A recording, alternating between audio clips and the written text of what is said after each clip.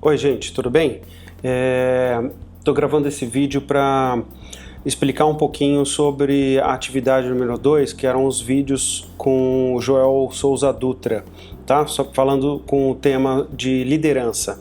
Então, a ideia aqui, eu vou dar uma passada nas possíveis respostas, ou só para a gente alinhar as conclusões da atividade, tá bom? Pontos principais. Tá? Não tinha um exatamente certo, um exatamente errado, não existia isso, tá? Eu fui analisando e tentando enxergar e entender o que vocês compreenderam de cada um dos vídeos e das questões que eu coloquei, e lá no AVA fui respondendo e tentando orientá-los em alguns pontos quando necessário, tá?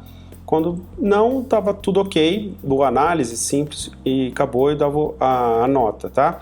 Só quando eu achei que faltou alguma coisa que eu pus um comentário lá. Mas a ideia aqui é só a gente alinhar melhor esses pontos aqui. Então, o primeiro deles era um vídeo, aliás, os 5 vídeos falam sobre liderança, tá? Eles são separados pela entrevista. Então eu usei já a separação dos vídeos como uma forma da gente fazer isso cadenciado, tá? Eu aproveitei os vídeos separados para a gente poder focar em alguns temas, mas todos focados à liderança e à sucessão de pessoas, tá? Então, a pessoa na função de liderança. O primeiro ponto é enxergar quais são os pontos positivos e negativos de você assumir um cargo de liderança.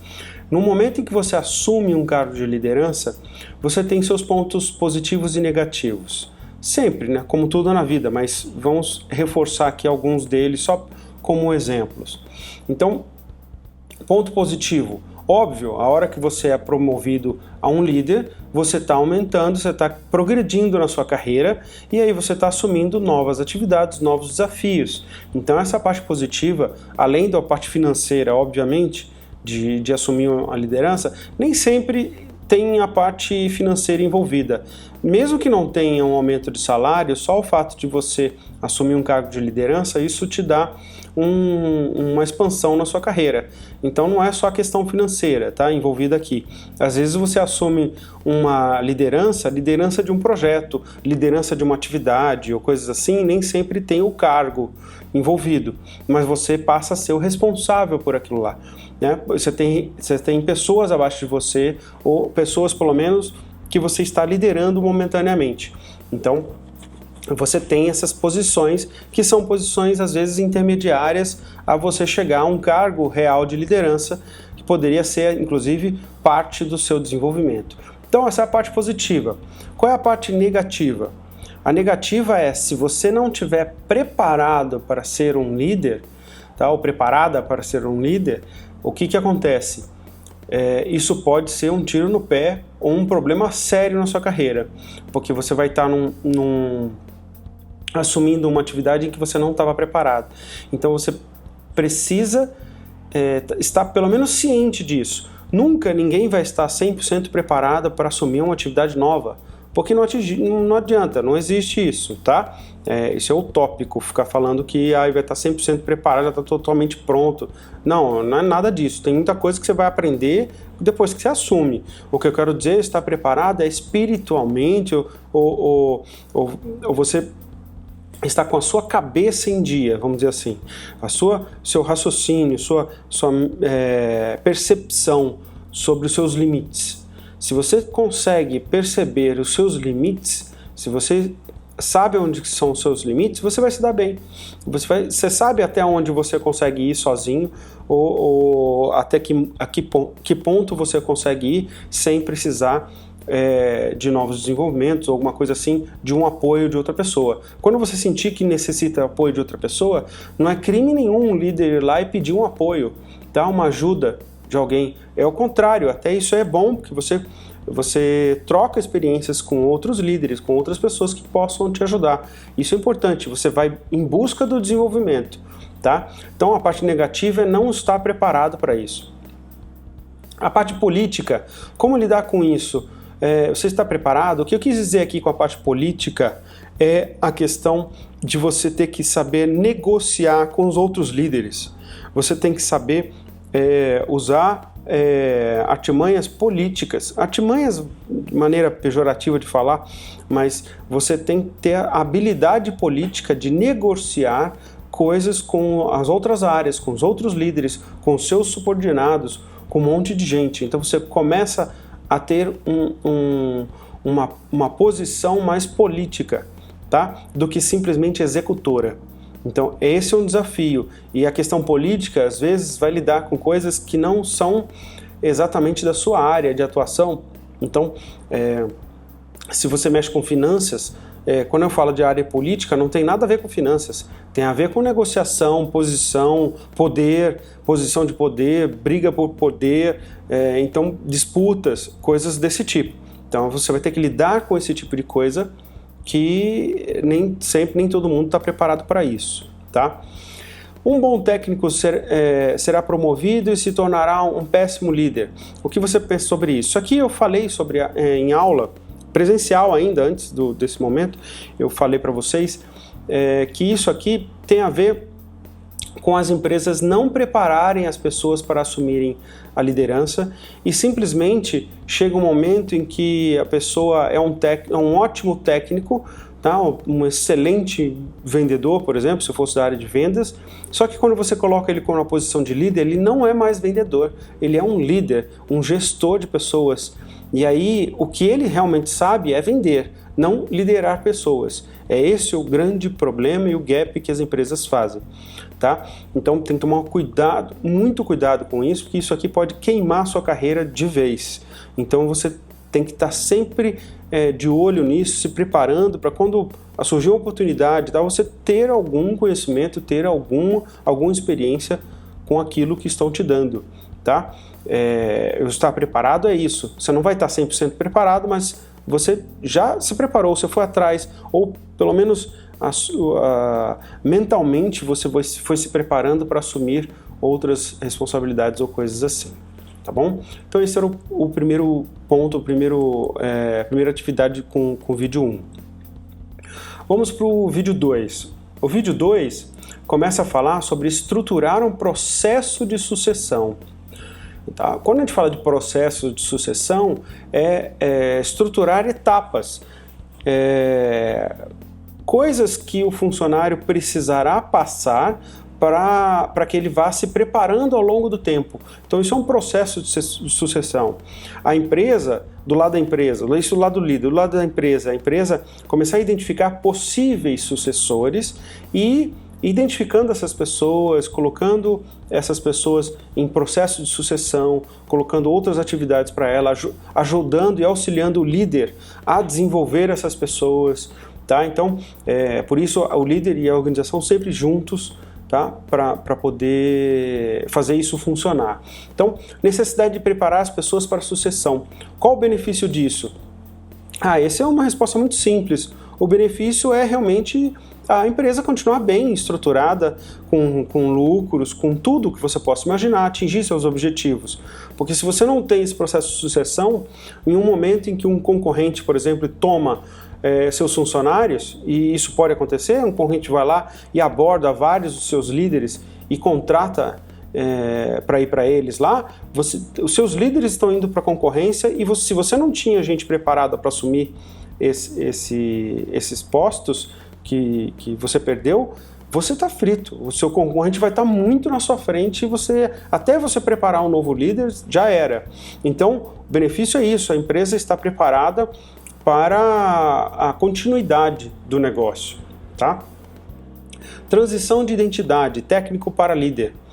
Esse ser líder e estar líder. Tá? Algumas pessoas confundiram um pouquinho ou entraram em outros temas com relação a isso aqui. Basicamente, isso aqui é o que a gente vem falando aqui. Ser líder é que você acabou de ser promovido. Você acabou de assumir uma liderança. Agora, desculpa. Estar líder, você acabou de ser promovido. Tá? O ser líder é, de fato, você ser considerado um líder. Tá bom? Estar líder é só o status, né? É só a etapa. Então, agora eu sou líder. Tá, porque me promoveram. Quando você vira e fala, agora eu sou líder porque minha equipe me considera isso, ou pelos meus pares me consideram um líder, aí sim você está preparado para líder. Tudo bem? Desculpa se eu confundi aqui, mas inverti aqui. Então, o estar e ser é só um trocadilho de palavras aqui e que se fala muito no mercado. Essa pessoa acabou de estar líder, quer dizer, ele acabou de ficar líder, tá bom? Mas ele ainda não é de fato um líder porque ele não é considerado, não é visto pelos seus pares e funcionários como líder, tá? Então, isso é um problema, porque é a questão da pessoa estar preparada ou não, tá? Está pronta ou não, tá? Muitas vezes tem pessoas que não têm o cargo de liderança, mas eles já são considerados como líder dentro da equipe, tá? A equipe já enxerga a pessoa como um líder, então a pessoa já é um líder, tá? Ela só precisa do cargo, aí é outra coisa. Como manter a qualidade na sucessão dos líderes? A dica aqui na questão da qualidade na sucessão dos líderes é realmente montar este processo muito bem montado. Então, o muito bem montado é não deixar esse processo de sucessão na mão só do líder. A organização também tem que se preparar para que isso possa facilitar o papel do líder e ajudar que isso continue e seja bem parecido em todas as áreas, para todos os líderes, né? Porque se a organização fica dependente do líder, se o líder que você tem hoje não é muito bem preparado, ele também vai eleger ou selecionar pessoas erradas, entende? Então é uma bola de neve. Então você tem que tentar dar um suporte para todos os líderes, para que tenham algumas regras, alguns processos que vocês auxiliem os líderes a desenvolver novos líderes, tá? Esse é o ponto aqui. Legal, aí vamos para o 3. O 3 é a escolha do sucessor, tá? A gente falou de liderança, sucessão, tá? Como é que a gente reconhece, seleciona e prepara um sucessor? Isso tem mais a ver com o líder em si, tá? Apesar da responsabilidade ser dos dois, né? E aí eu pergunto aqui também sobre a responsabilidade, se é do líder direto ou da organização, na verdade é dos dois, mas aqui eu estou mais focado no líder em si. Porque não é a organização que vai conseguir selecionar ou preparar um sucessor. Ela vai poder auxiliar o líder atual a fazer isso. Tá? Não ela propriamente dita, porque é o líder que lida ali com o funcionário do dia a dia. Então, como reconhecer e selecionar alguém? É o próprio líder, o gestor da equipe, das pessoas ali, é quem vai poder ter a melhor visão e poder selecionar pessoas, indicar pessoas, tá? Então é isso aqui. Isso aqui acontece no dia a dia, tá? Então, no dia a dia, feedback do líder que ele está dando no funcionário, coisas desse tipo. Então, é ali no dia a dia que vai enxergando isso. A responsabilidade é apenas do líder direto ou da organização? Algumas pessoas falaram que era da organização. É de ambos, tudo bem? A organização tem a parte da responsabilidade que é dar suporte ao líder. Tá? Agora, quem seleciona, quem treina, quem desenvolve os funcionários a serem sucessores ou próximos líderes é o próprio líder atual, tá? Então, o líder atual, sozinho, ele também vai ter uma dificuldade muito grande. Ele até pode conseguir, mas só vai conseguir, de fato, transformar a pessoa num novo líder se a organização der suporte para esse líder, para ele desenvolver, tá? E preparação na prática, essa é a solução? Sim, tá, claro, a gente tem que ter a preparação na prática. Nem sempre é possível ter tanta prática assim dentro da empresa, tá? Porque você tem que ter oportunidades de colocar um funcionário numa posição de liderança momentânea ou liderança de um projeto para desenvolver, entregar e tal, para que ela comece a ter contato com essa parte de responsabilidade de liderança, tá? Então sim, na prática é o melhor dos mundos, tá? Mas a gente não pode esquecer que é importante ter um treinamento formal de liderança. Isso ajuda, dá uma base. É o que vocês estão fazendo hoje na faculdade. É uma base para que você chegue no mercado, quando estiver lá no dia a dia e tal, você tenha pelo menos uma base para se desenvolver e aí sim adquirir experiência, tá? Não dá para adquirir experiência em liderança em sala de aula, não existe isso, tá? O que a gente pode é trabalhar conceitos, o entendimento de conceitos, mas onde é que vai estar a experiência de liderança é no dia a dia, tá? A gente até pode fazer alguns exercícios em sala de aula que exercitam um pouco a questão de liderança, tá? Mas não vai ser a mesma coisa do que você realmente ser chefe, ser líder de uma equipe, tá? Ali é só para você ter um gostinho, talvez um exercício, isso é importante. Então, por isso a parte teórica é interessante como base, tá? Só ir para a prática, às vezes, vai te gerar muitas dúvidas. Como é que eu resolvo isso? Como é que eu faço aquilo? E talvez a parte teórica te dê alguns caminhos, tá? Ela não vai responder tudo, mas vai te dar alguns caminhos e pode te ajudar. 4. A organização e o processo de sucessão. A organização precisa ser preparada para isso? Sim, ela precisa ser preparada. Às vezes, a área de gestão de pessoas, o RH, a estrutura que você tenha dentro da sua empresa, não está preparada para organizar um processo de sucessão. Ter a sucessão, treinar pessoas é uma coisa. Ter um processo organizado, estruturado dentro da organização é outra coisa. É isso que eu quis focar aqui. Tá?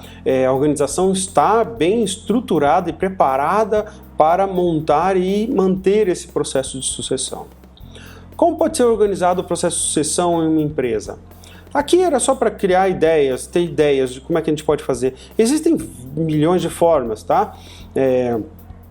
Uma delas seria começar a, por exemplo, mapear as competências dos funcionários. Quem tem competência X, Y, Z, ou começar a entender isso, né? Atuar junto com os líderes das áreas nesse mapeamento de competências e começar a enxergar as pessoas, nomes, identificar possíveis sucessores, tá? E aí ir preparando essas pessoas, montar junto com os líderes possíveis atividades, possíveis responsabilidades que possam ser designadas para essas pessoas e ter um processo de feedback, análise, né, de desenvolvimento depois. Tá? Então, algumas ideias. Tá? Montar, às vezes, até uma universidade corporativa, pode ser uma iniciativa nisso aqui. Você começa a estruturar e organizar a empresa. É uma mudança de cultura? Sim, é uma mudança de cultura. Isso não é uma técnica que você vai lá e aprende a mexer no Excel e pronto. Não, é uma mudança de cultura da empresa inteira. Não só do líder, como também da organização, do RH, da estrutura, de todos os líderes em todos os níveis de hierarquia. Então isso tudo envolve realmente uma mudança de cultura organizacional, tá? E por isso você precisa estar bem preparado e organizado, porque senão você não consegue fazer uma mudança de cultura, tá? Você às vezes pode afetar algumas pessoas, mas não a empresa inteira, você não mexeu na cultura da empresa. E vamos para o último vídeo, que era o 5, eu falava aqui sobre a sucessão e a preservação da eficiência organizacional. E aí, quem é o motivador da sucessão? Né? O líder ou a organização? Aqui o pessoal ficou ainda com um pouco de dúvida, tá? De novo, é o mesmo que a gente já falou em alguns itens aqui anteriores. Quem é o motivador da sucessão? É a organização que tem que se preocupar com isso? É só a organização? É o líder? É o líder que tem que ver e motivar a empresa ou as pessoas a entrarem num processo de sucessão? Na verdade, são os dois, tá? O que acontece é a questão de motivação para esse processo, né, o motivador do processo de sucessão, do ponto de vista da organização, é realmente criar esse processo, essa estrutura, dar suporte ao líder para esse desenvolvimento. Tá? Isso é uma forma de motivar o processo de sucessão. E do ponto de vista de líder, se ele estiver bem preparado, ele vai ser um dos principais motivadores ao processo de sucessão. Vou te explicar por quê. Ele não entraria em risco se ele treinar demais os funcionários para serem líderes e aí ele vai tomar o lugar dele? Veja, se ele ficar com essa ideia, ele jamais subirá na carreira de líder. Ele nunca vai ser um gerente, um diretor, ele não vai subir hierarquicamente. Tá? O que vai acontecer? Se ele não treinar um sucessor para ele próprio, o que vai acontecer quando surgir uma vaga para ele ser promovido, esse líder ser promovido? O que vai acontecer é que o chefe desse líder vai olhar e falar: poxa, eu tenho a vaga para promover ele, mas eu sei que não tem um sucessor dele. Se eu tirar ele de lá, eu vou entrar em colapso, vou ter um problema naquela área. Você entende? Aí ele perde a oportunidade porque não tinha um sucessor. Então, é importante, ele tem que ser o motivador também desse processo de sucessão. Tá? A gente não pode esquecer o papel desses dois aqui. Como manter a eficiência na sucessão?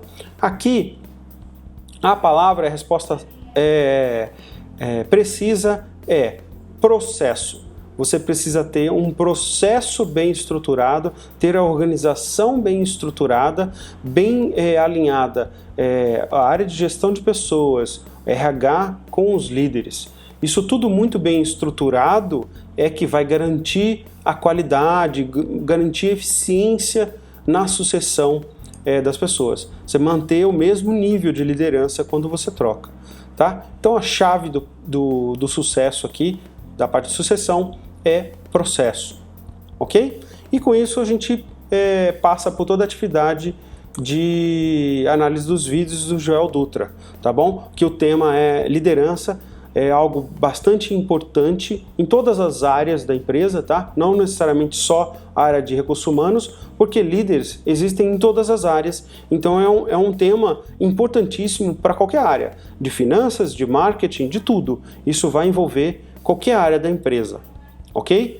Beleza? Então até o próximo vídeo.